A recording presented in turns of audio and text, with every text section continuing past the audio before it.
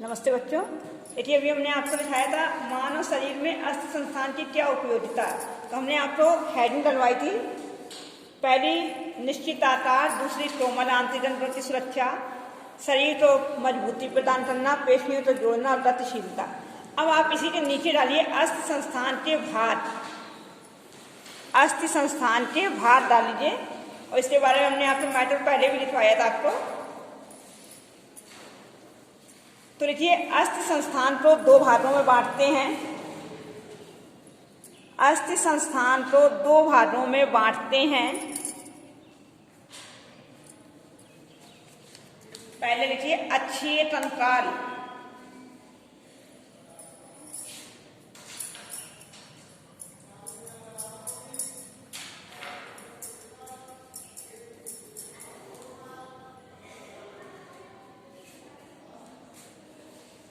तो लिखिए इसके अंतर्गत कपाल,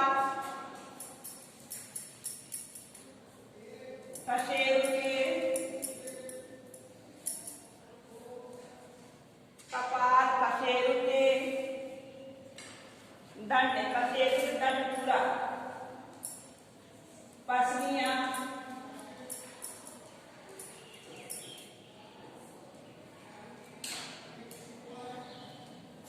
तथा पुरोष्ठ आती हैं।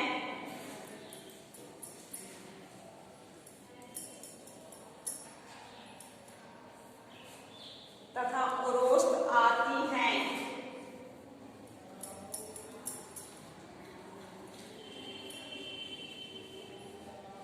दूसरा डालिए उपांगीय कंकाल,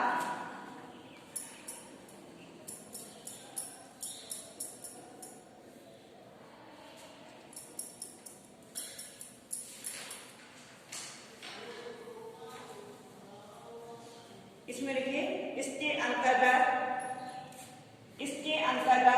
अग्रपाद,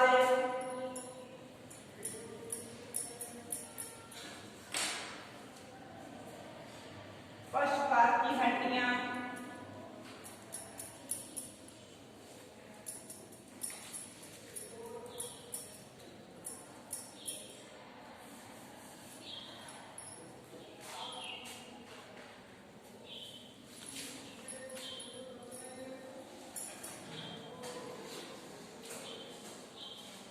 अंश मेखला,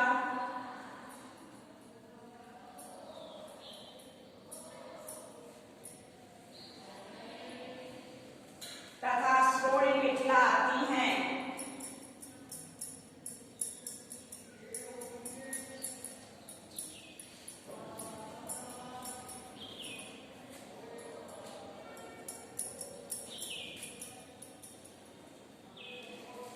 अब डालिए नीचे अस्थियों के प्रकार।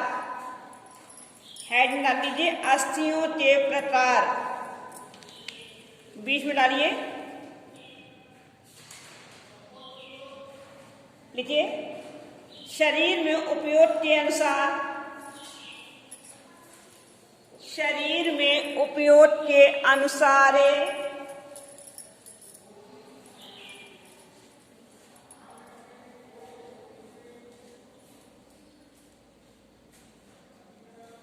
विभिन्न प्रकार की अस्थियां पाई जाती हैं। विभिन्न प्रकार की अस्थियां पाई जाती हैं।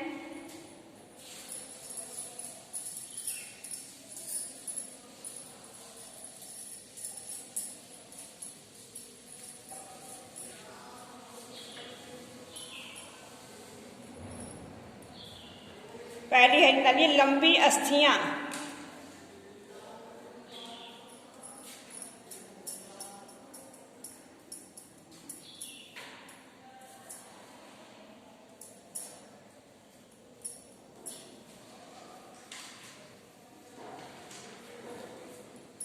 लिखिए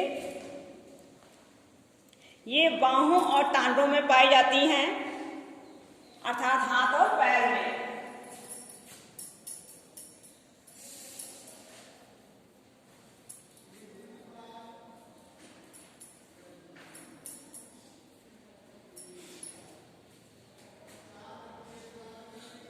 ये अस्थियां ऊपर से कठोर, ये अस्थियां ऊपर से कठोर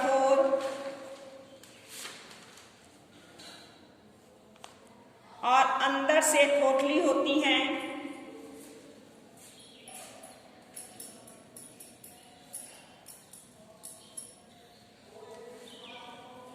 और अंदर से खोखली होती हैं।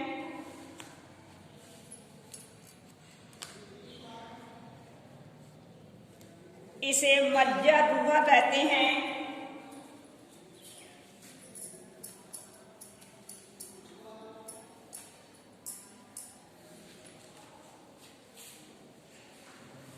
इसे मज्जा दुहा कहते हैं।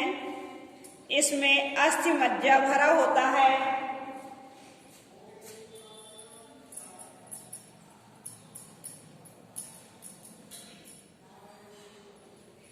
इसमें अस्थि मज्जा भरा होता है। अब डालिए छोटी अस्थियां।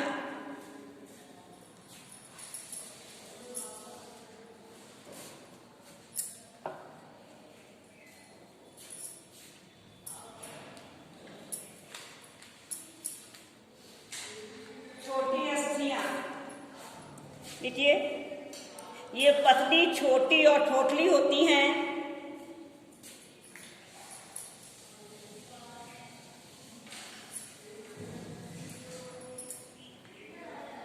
ये पतली, छोटी और ठोठली होती हैं।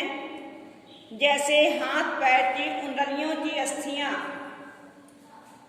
जैसे हाथ पैर की उंगलियों की अस्थियां। तीसरी है, निकालिए चपटी अस्थियां।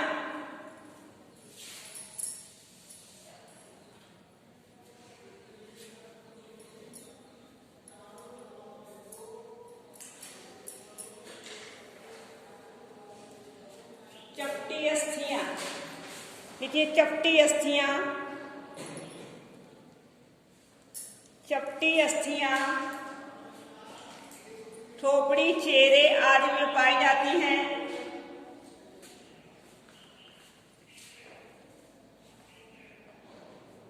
खोपड़ी, चेहरे आदि में पाई जाती हैं। ये परस्पर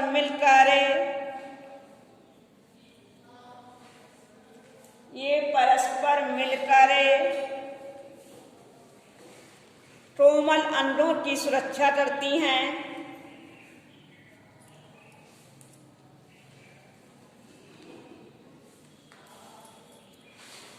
चौथी डालिए घनाकार अस्थियां।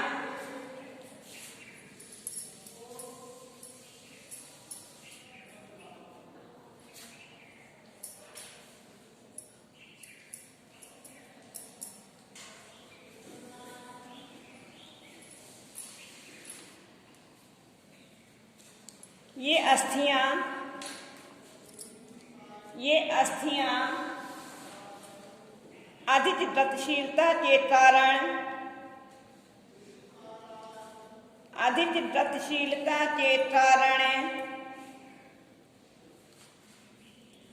अधिक शक्ति की आवश्यकता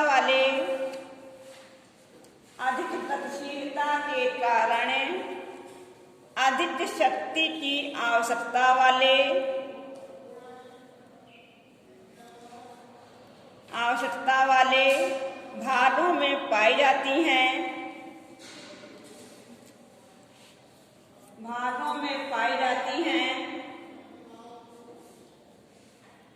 ये ऊपर से कठोर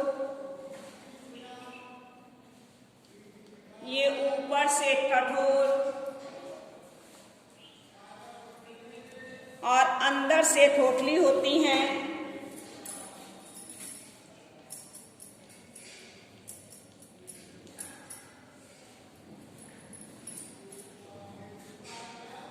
जैसे कलाई और टखने की अस्थियां।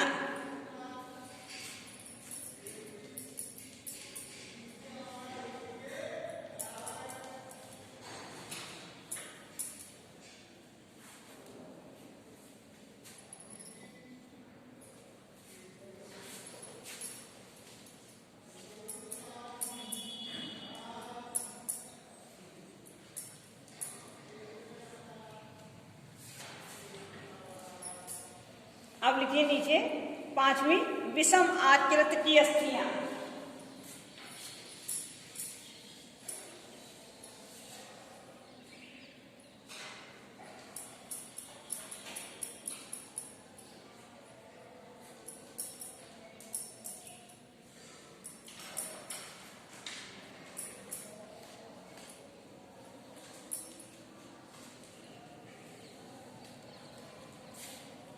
देखिए, इनका आकार निश्चित नहीं होता है।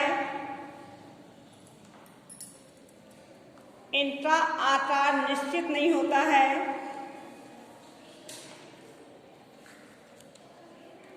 ये कहीं ड्रोले, ये कहीं ड्रोले, कहीं लंबी, कहीं लंबी, कहीं चौड़ी और कहीं नुकीली और कहीं नुकीली या टेढ़ी मेढ़ी होती हैं, या टेढ़ी मेढ़ी होती हैं। ये बहुत मजबूत होती हैं। ये बहुत मजबूत होती हैं।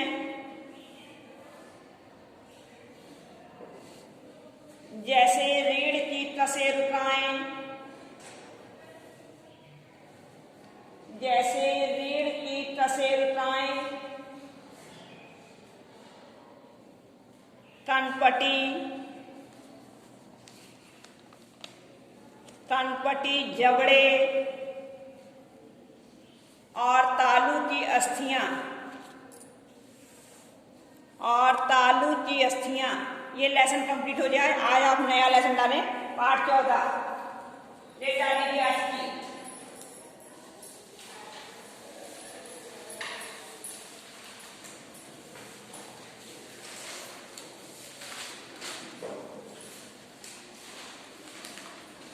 हड्डियों की टूट और मोच।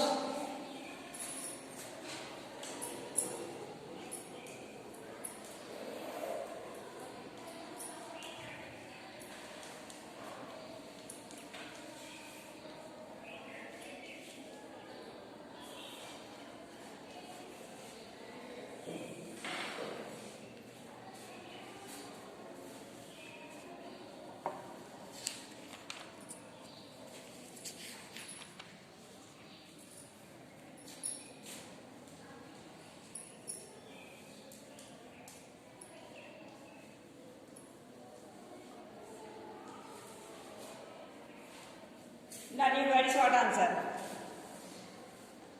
देखिए, मोच आने पर किसका प्रयोग करते हैं? मोच आने पर किसका प्रयोग करते हैं?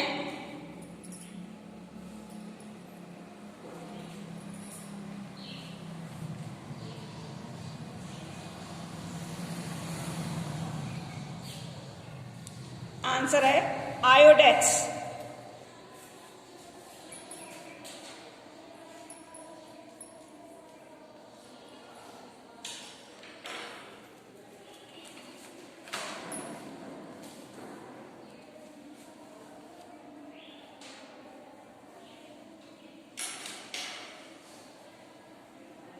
ये कौन सा अंग है?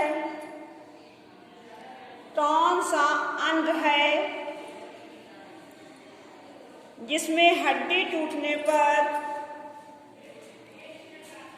जिसमें हड्डी टूटने पर थपच्ची तापड़ियों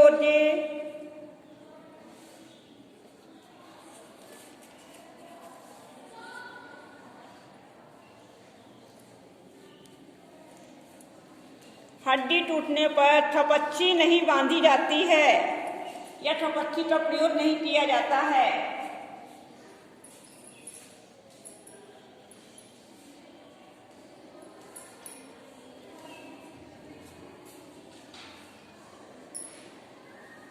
तो लिखिए थोपड़ी।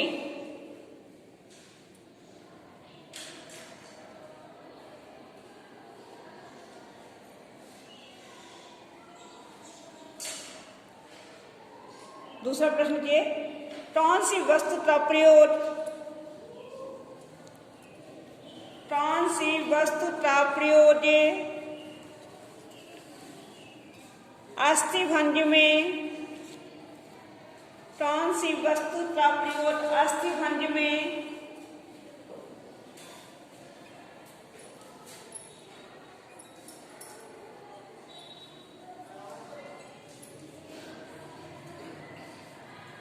अस्थिभंज में बहते हुए रक्त को रोकने के लिए किया जाता है।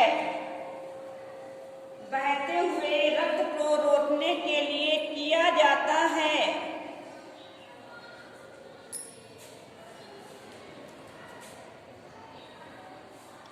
आंसर है टूर्निकेट का।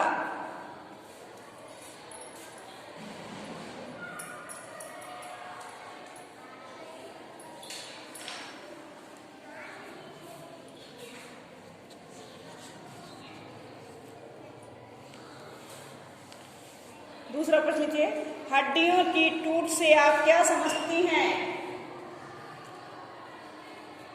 हड्डियों की टूट से आप क्या समझती हैं?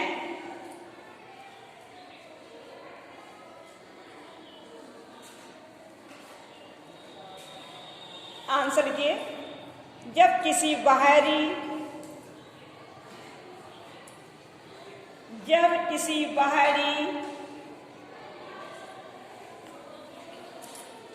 या अंदर के हिस्से पर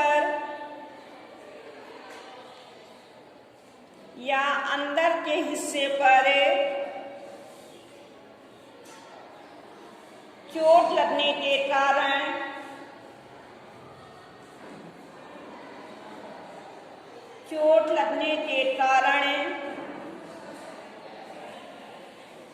कोई हड्डी टूट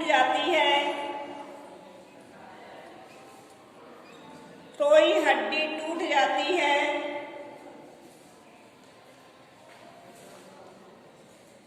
तो उसे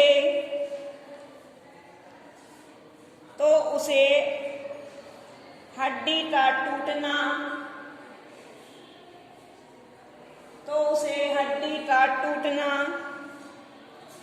या अस्थिभंज कहते हैं।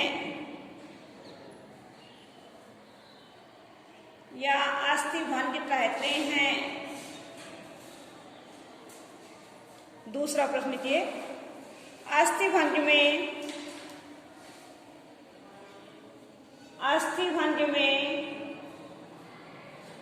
थपच्चियों का प्रयोग क्यों किया जाता है? अस्थिभंज में थपच्चियों का प्रयोग क्यों किया जाता है?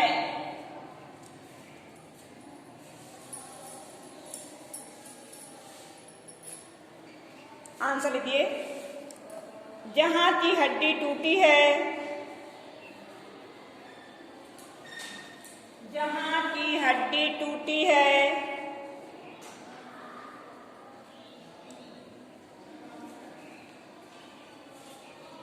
जैसे बाजू, रोहिणी, पैर, घुटना,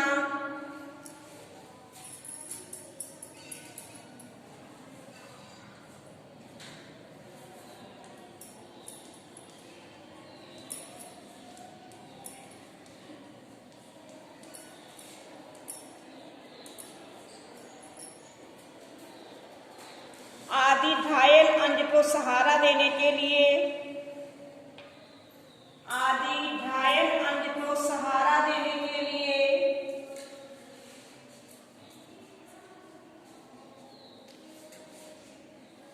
थपच्ची का प्रयोग किया जाता है।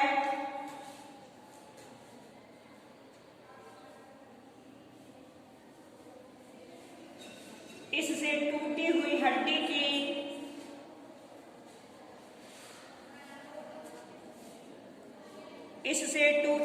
हड्डी की जटिलता नहीं बढ़ती है। टूटी हुई हड्डी की जटिलता नहीं बढ़ती है।